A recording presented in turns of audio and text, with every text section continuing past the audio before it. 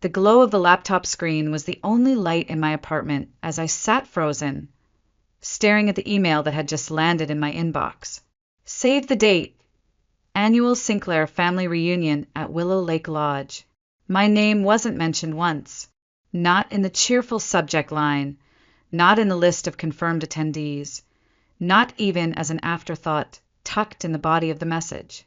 Just Jason, Megan, their spouses, their kids, a new generation of Sinclair pride paraded out like trophies while I remained invisible, exactly as I had been for the past 10 years. A sharp gust rattled the windows behind me, carrying the chill of the autumn evening into the room. I wrapped my arms around myself, not from the cold, but from the hollow ache settling deep inside my chest. I knew better than to expect anything different.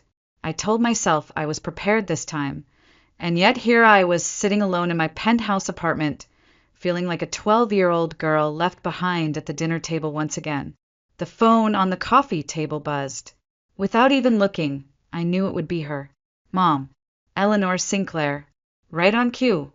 I hesitated only for a second before answering.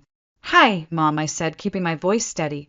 Harper, sweetheart, she cooed, and the falseness in her tone made my stomach churn. About the reunion, you know how it is, dear. Jason's boys are growing so fast, and Megan's bringing her new fiancé. We're a little tight on space this year. I closed my eyes, letting her words wash over me like so much background noise.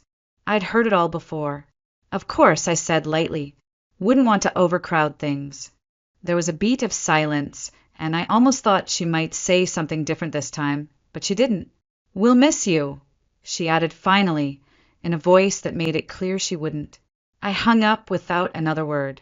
For a long moment, I just sat there, listening to the silence of my apartment. No angry shouting, no crying, no pleading for inclusion. Just silence, cold, final, and oddly liberating. I pushed back from the table and stood, my reflection caught faintly in the window. A successful woman in a sharp navy suit, standing alone against the glittering skyline of the city. A woman who had clawed her way to the top, despite every whispered slight, every pointed exclusion, every invisible scar. My phone buzzed again, this time a message from Piper. Let me guess, it read, the annual You're Not Invited call? I smiled grimly and texted back, right on schedule. You know what this means, Piper replied instantly. Time to stop letting them rent space in your head for free. I stared at the screen, heart pounding. She was right. This wasn't just another year of being forgotten. This was a turning point, a moment to decide if I would continue being the outcast they tolerated, or if I would finally reclaim the parts of myself they had stolen piece by piece over the years. I sat back down, fingers hovering over the keyboard, not to respond to their email, but to open the real estate website I'd bookmarked months ago. Willow Lake Lodge, the place that held every childhood memory, both sweet and bitter, was on the market, and it was vulnerable, just like they'd always assumed I would be. Not anymore. My heartbeat roared in my ears as I clicked the listing, staring at the photos of peeling paint, sagging porches, and cracked windows. To them, it was still a shrine to family legacy. To me, it was something different now. It was an opportunity. The cursor hovered over the contact agent button. I didn't flinch. I didn't second guess. I clicked, and somewhere deep inside me, something shifted. For the first time in a long, long while, I wasn't the forgotten Sinclair daughter anymore. I was the one setting the terms now. The next morning, the city woke up in a blur of honking horns and rushing footsteps. But I sat at my kitchen counter, a cup of untouched coffee cooling between my hands. I stared at the real estate agent's reply blinking on my phone screen. Available for immediate private viewing. Sellers motivated. Cash offers prioritized. Cash wasn't a problem, not anymore. The memory of Mom's voice from last night echoed in my mind, sweetly shutting the door on me once again. My fingers clenched around the mug. They had always expected me to fade away quietly, to accept being the forgotten daughter, the necessary inconvenience they never quite knew what to do with. Not this time. Morning, warrior, Piper chirped from my phone as her face filled the screen in a video call. I smiled faintly. Morning. You were right. I usually am, she winked. So, what's the plan, Miss Sinclair? I hesitated for a moment before answering. I'm buying the lodge. Piper's mouth dropped open. You're serious? Dead serious, I said, my voice firmer than I felt. Not to throw it in their faces. Not exactly. I paused, searching for the right words. I need to take back something they stole from me. Piper's eyes softened. Your childhood. I nodded slowly. Harper, she said gently, this is going to change everything. I know, I whispered, and for once, the thought didn't terrify me, it thrilled me. Later that day, after signing a confidentiality agreement with a realtor, I toured Willow Lake Lodge under the cover of anonymity. The place was worse than I remembered. The front porch sagged dangerously under my weight, the paint peeled like shedding skin, and the familiar scent of lake water and old would hit me like a punch to the gut. I stood alone in the grand, crumbling dining room where family dinners once buzzed with laughter. Laughter I was rarely part of. I traced my fingers across the battered oak table, seeing shadows of a girl who had learned too early that silence was safer than disappointment. No more. This place has good bones. The realtor chirped nervously, mistaking my silence for hesitation. With a little love, it could be a gem again. I smiled thinly. It's not the house that needs fixing, I murmured. We finalized the paperwork in record time. Cash. No contingencies. No haggling. Just like that, the lodge, and every memory it held, belonged to me. Driving back into the city, as twilight bled across the sky, I called Andrew Monroe. My mentor. My anchor. Good news, I said as he picked up. Let me guess, he chuckled. You finally decided to take the promotion? Not yet, I teased. But I did make a rather interesting purchase. As I explained, he laughed. A deep, proud sound that warmed me more than any hollow words from my family ever had. You know, he said thoughtfully, there's an old saying, success isn't revenge. It's proof you were never the problem. I smiled, watching the city lights flicker on one by one below me. And Harper, he added, his tone serious now, whatever happens next, make sure you're doing it for you. Not them. I am, I said softly. And for the first time, I meant it. That night, long after the city fell asleep, I sat at my desk, drafting plans. Renovation budgets, event schedules, staffing contracts. The lodge wouldn't just be a family relic anymore. It would be a thriving lakeside retreat, a symbol of everything they had failed to recognize in me. By the time the first rays of dawn pierced the skyline, my plan was no longer just an idea. It was a blueprint for something bigger, stronger, and completely mine. They had written me off a long time ago. They thought they had closed the chapter on me forever. But some stories don't end just because someone else puts down the pen. Sometimes the girl they left behind grows up and writes a new ending. The weeks that followed blurred into a relentless rhythm of meetings, phone calls, and blueprints. By day, I sat in high-rise boardrooms, commanding respect from men twice my age as we negotiated the Richardson merger, the biggest deal our firm had ever touched. By night, I pored over renovation plans for the lodge, working with architects and contractors to transform the crumbling old house into something vibrant, something alive. Success, I realized, wasn't loud. It was quiet, relentless, inevitable. Andrew pushed me harder than ever, preparing me for the transition to London. This is it, Harper, he said during one late-night strategy session. You're about to step onto the international stage. Are you ready? I looked him squarely in the eyes. I was born ready, they just never bothered to look. He grinned, pride flickering across his usually stern features. Let them keep looking past you, while you build an empire. And that's exactly what I did. By mid-October, the lodge was almost unrecognizable. The peeling paint was replaced with sleek cedar shingles. The warped porch was rebuilt wider and stronger. And the dusty old dining room, once a battleground of whispered insults and exclusion, was now an elegant event hall with floor-to-ceiling windows overlooking the lake. Sometimes I stood there late at night, barefoot on the polished wood floors, listening to the soft lapping of the water against the shore, remembering the girl who had once sat alone on these steps, invisible and unwanted, and the woman who now owned every stone, every beam, every memory. The final nail came on a Monday morning. I was presenting the final pitch for the Richardson deal to a room full of CEOs, CFOs, and skeptical board members. The air was thick with tension, the kind that could snap a lesser person in half. But not me. Not anymore.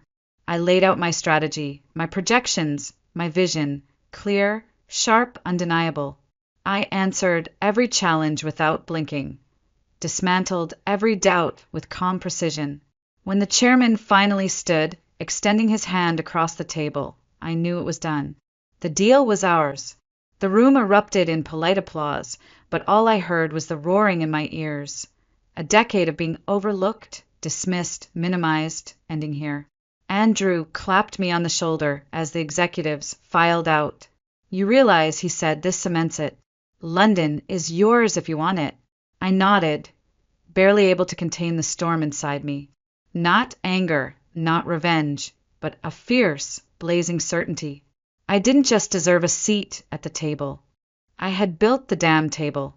That evening, Piper dragged me to a small wine bar downtown to celebrate. You, she announced dramatically as we clinked glasses, are officially unstoppable. I laughed, genuinely for the first time in weeks. Feels strange. Strange good or strange terrifying. I thought about it. About the lodge, gleaming under the autumn stars. About the title deed tucked safely in my desk drawer. About the upcoming move to London. The blank canvas stretching out before me. Both, I admitted. Piper leaned in, her expression suddenly serious. Just promise me one thing, Harper. Anything. Whatever happens when they find out, don't let them drag you back into their shadows. I smiled sadly, understanding all too well what she meant. They won't, I promised. They already lost me a long time ago. Outside, the city pulsed with life. Inside, for the first time in forever, I felt weightless. I was no longer the forgotten daughter waiting for a seat at the table. I was the storm they never saw coming. And my time was just beginning. The gravel driveway crunched under the weight of unfamiliar tires as I stood at the front window of Willow Lake Lodge, a mug of coffee warming my hands. I wasn't expecting them until tomorrow, but there they were, Jason's black SUV, Megan's minivan, and a cloud of dust announcing their chaotic arrival like a bad omen. I didn't move. I didn't flinch. I simply watched as they piled out, laughing, shouting over one another, unloading bags and coolers like they still owned the place. Like nothing had changed. Jason popped the trunk and pulled out a set of golf clubs, Dad's old clubs, and slung them over his shoulder without a second thought.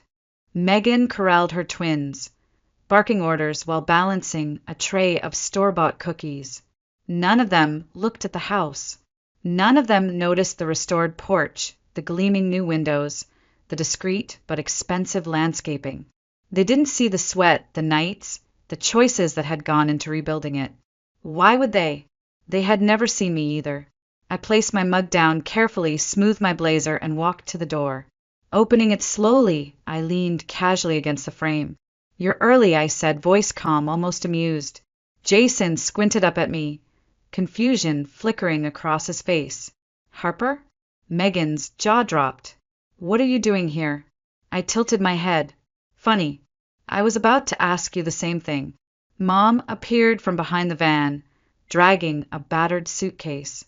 She froze when she saw me. For one exquisite moment, no one moved. No one spoke. Finally, Jason laughed awkwardly. We're here for the reunion. Trinity said she sent the invite weeks ago. I know, I said simply. I saw it. And Megan demanded, her voice sharper now. Are you visiting? I smiled thinly. No. I live here. Silence. Thick. Heavy. Charged. Jason blinked. You live here? I stepped aside, gesturing them in. Come on in. Mi casa es su casa, literally. They shuffled past me like dazed tourists, craning their necks, taking in the gleaming floors, the renovated kitchen, the updated decor. Mom's fingers brushed the new banister, reverent, confused. This isn't how we left it. No, I agreed. It's better. Megan dropped her bags with a thud. But how? When? I closed the door with a soft click behind them. A few months ago. Bought it privately. Renovated it. Own outright. Jason set down the golf clubs a little too hard. You bought the lodge? I raised an eyebrow. Someone had to save it. Mom opened her mouth, closed it, then tried again. Harper, dear, why didn't you tell us? I sipped my coffee slowly. Would you have cared? Her face flushed crimson. The kids ran through the hallways, their laughter bouncing off the walls, oblivious to the tension crackling in the air. Megan glared at me, folding her arms. You didn't have to sneak around like this. We're family. I let out a soft laugh. Family, I repeated, tasting the bitterness of the word. Funny, that word means so many different things to different people. Jason stepped forward, attempting a smile. Well, it's still the reunion weekend, right? We're all here. We can make it work. I set my coffee down deliberately on the entryway table. Oh, we'll have a reunion, I said, voice silk, wrapped around steel. But this year, it's going to look a little different. Mom's eyes narrowed. Different how? I smiled, slow and sharp. New house. New rules. They stared at me, uncertain, uneasy, realizing, too late, that the Harper they thought they knew no longer existed. The Harper who once begged for a seat at the table was gone. The Harper standing before them now owned the table, and the house around it. The dining room at Willow Lake Lodge looked almost ceremonial now, flooded with the golden glow of sunset pouring through the tall windows. The same dining room where I'd once sat invisible while laughter and conversation passed right over my head. Today, I sat at the head of the table. Jason, Megan, and Mom took their usual places like muscle memory, shuffling awkwardly, casting furtive glances at one another but saying nothing. The unspoken truth filled the air, thick and bitter. This was no longer their house. I cleared my throat gently, breaking the silence. So, about the reunion. Jason brightened, eager to smooth things over. Yeah, about that. We can still host it here, right? I mean, it's tradition. I leaned back in my chair, lacing my fingers together thoughtfully. Traditions are funny things, I mused aloud. They only matter when they serve the people clinging to them, not necessarily everyone involved. Megan stiffened. Harper, don't make this ugly. I smiled, slow and measured. I'm not making anything ugly, Megan. I'm just stating facts. Mom picked up her wine glass with trembling fingers. We all have history here, Harper. Memories. I set my gaze on her, unblinking. Do you remember my 12th birthday party? Mom blinked. Of course. We had cake by the lake. You had cake by the lake, I corrected softly. I spent the afternoon washing dishes because Jason broke a fishing rod and blamed it on me. Silence. Jason shifted uncomfortably in his chair. That was a long time ago. Was it? I asked, voice almost gentle, because funny enough, the pattern never changed. I rose from my seat, slowly, pacing the perimeter of the table. The polished floorboards clicked beneath my heels, punctuating every word. The college letters you never opened because you assumed I wouldn't get in. The scholarship offers you said weren't practical. The internships you dismissed as silly little jobs while Jason and Megan were praised for showing up to part-time retail work. Mom's face paled visibly. I stopped behind her chair, resting a hand lightly on the high back. You didn't forget me, Mom. You ignored me. There's a difference. Megan stood up suddenly, shoving her chair back. Fine. You want a medal for being successful now. Is that it? I tilted my head. No, I don't want your praise. I want you to recognize that I succeeded not because of you, but in spite of you. Jason opened his mouth, but Piper's timing was impeccable. She chose that moment to walk in carrying a small stack of glossy brochures. Sorry, she said with a faux cheerfulness, so biting it was practically a weapon.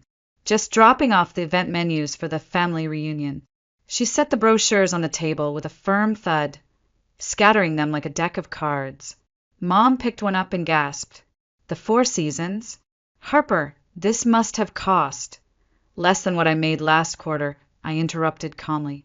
Jason's eyes widened as he scanned the luxury details. Private ballroom. String quartet, custom menu. Why would you spend this much? Because, I said, walking slowly back to the head of the table this year, I wanted to make sure you remembered. Megan tossed the brochure down with a sneer. Remember what? Me, I said simply. The word hung in the air, sharp as broken glass. My phone buzzed softly on the table. A news alert. Without even picking it up, I knew what it was. The promotion had leaked early. The headlines would be everywhere by morning. Mom must have gotten the same alert because she fumbled for her phone, eyes wide as she read. Vice President of International Operations, she whispered, almost reverently. London headquarters. Overseeing mergers across 3 continents. Jason stared at me like I had grown a second head. You're moving? I met his gaze without flinching. Yes, next month. Megan sank heavily into her chair, deflated. Why didn't you tell us?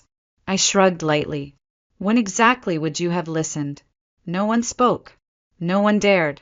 For the first time in my life, their silence didn't feel like rejection.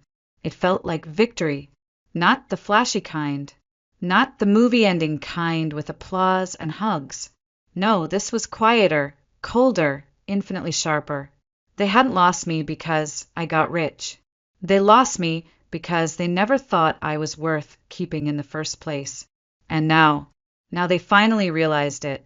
The evening stretched thin like a frayed thread as we all sat in that too bright, too quiet dining room. Outside, the last streaks of sunset bled into a bruised purple sky, but inside time felt frozen, heavy with everything left unsaid. Mom set her phone down, her hands trembling slightly. Harper, we made mistakes, she said, voice wobbling between guilt and self-preservation. But you can't punish us forever. I tilted my head slightly. Punish you? I repeated, tasting the word like it was foreign. I'm not punishing anyone. I'm just living my life. Jason leaned forward, his palms flat on the table. We get it now, okay? You're successful. You've proved your point. I studied him, wondering if he even realized how small his words made my journey sound. As if this was ever about proving a point to people who had decided long ago I wasn't worth noticing. No, I said quietly. You don't get it. You never did. Megan clutched her wine glass, so tightly I thought it might shatter. This isn't you, Harper. You're being vindictive. I smiled faintly, no humor in it. No, Megan. Vindictive would have been throwing you out the moment you pulled into the driveway. She flushed crimson but said nothing. Mom dabbed at her eyes with a napkin. Please, we can fix this. We can be a family again. The word family scraped against my skin, like sandpaper. Tell me something, I said, voice low. Would you be saying this if I was still living paycheck to paycheck in some studio apartment? If I wasn't worth a headline? No one answered. They didn't have to. The silence screamed louder than any apology could.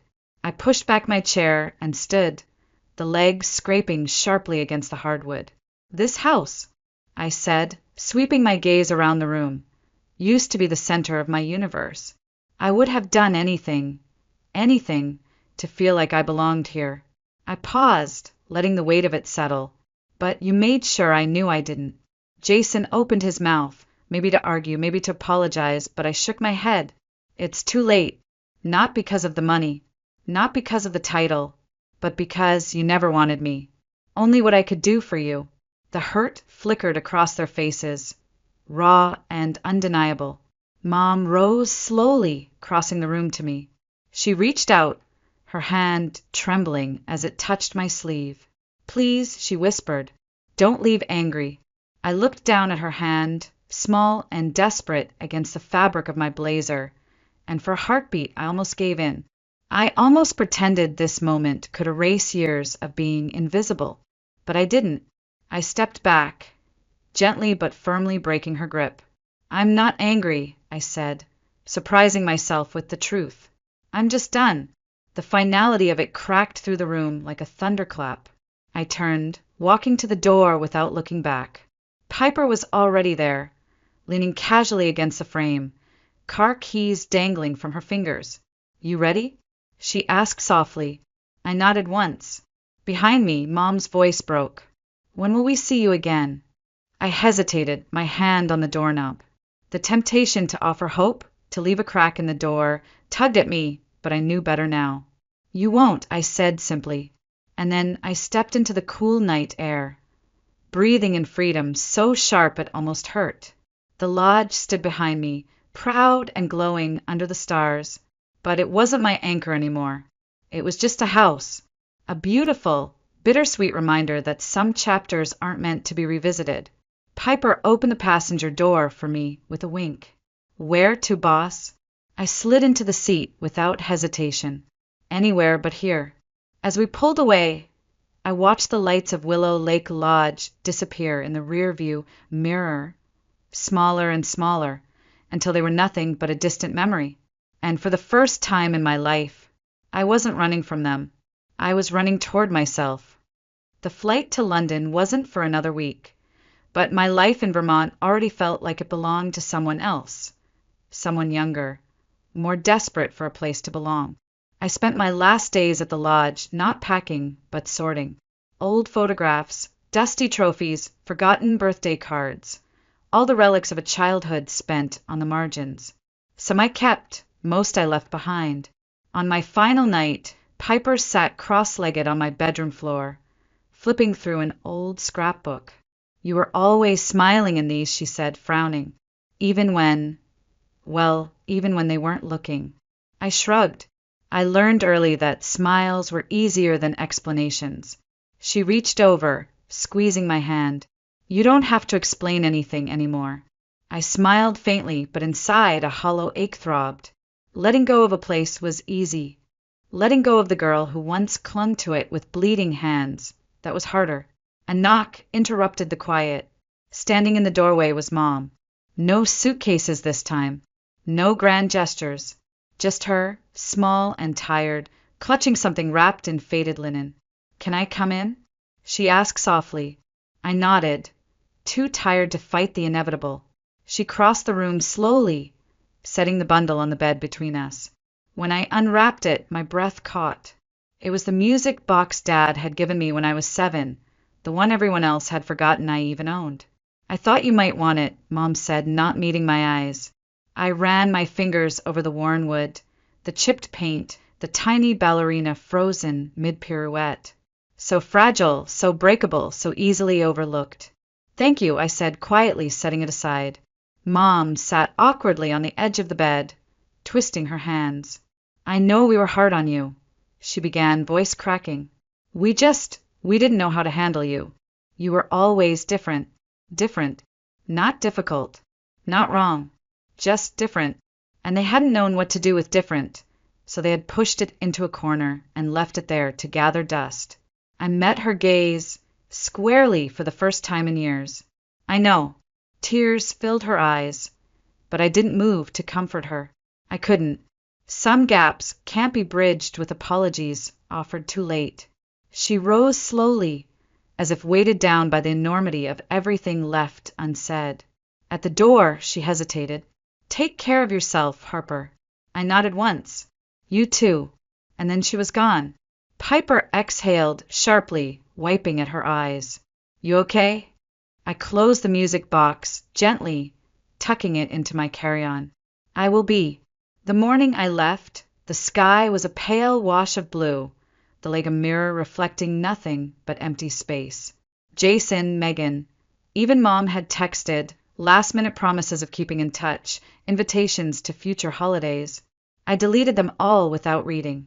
Promises made too late are just different versions of the same old silence. At the airport, Piper hugged me fiercely before stepping back, her eyes shining. You know where to find me, she said. I smiled. Always. When my boarding group was called, I walked toward the gate without looking back. Not once. Above me, the loudspeakers crackled, announcing destinations far from Vermont, far from broken promises and half-healed scars. I wasn't escaping anymore. I wasn't chasing anything either. I was simply moving forward. As the plane lifted into the sky, I watched the ground fall away, the lake, the forests, the broken past shrinking into nothingness. Maybe one day I'd find a place that felt like home.